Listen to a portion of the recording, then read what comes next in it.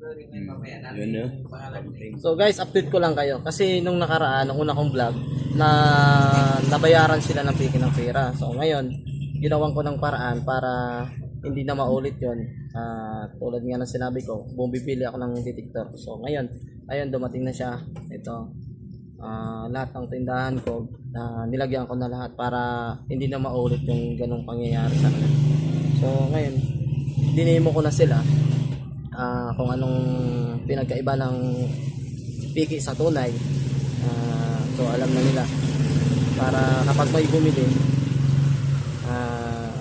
malalaman na nila kung piki yung pera o hindi. So kagaya nito, kung makikita nyo siguro, so hindi makikita.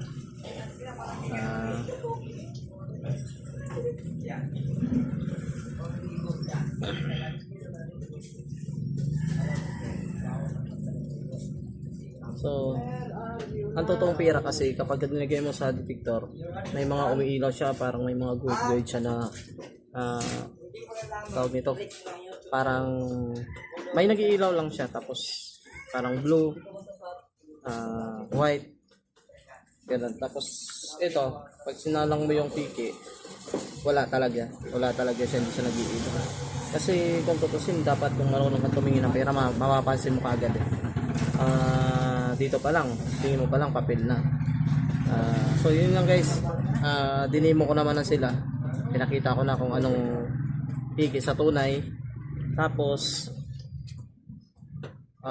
napag-usapan namin kapag may piki na binayad sa kanila, kagaya nito, wag na nilang ibigay sa customer, tawagan nila ako o kaya tawagan nilang pulis o kaya barangay may nagbayad ng piki. Kasi ang purpose namin para hindi na siya kumalat. Kaya kung mapapansin nyo, pinunit ko na to kasi baka kuhanin ng tauhan ko tapos may bilhin nila. Ayoko na lang ganun na may kalat. Siyempre naloko na tayo, ayoko na imandoko ng iba.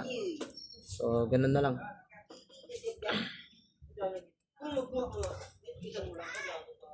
Pigilan mo yan, oh.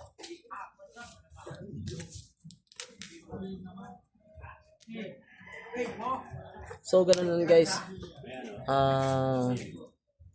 Maraming salamat.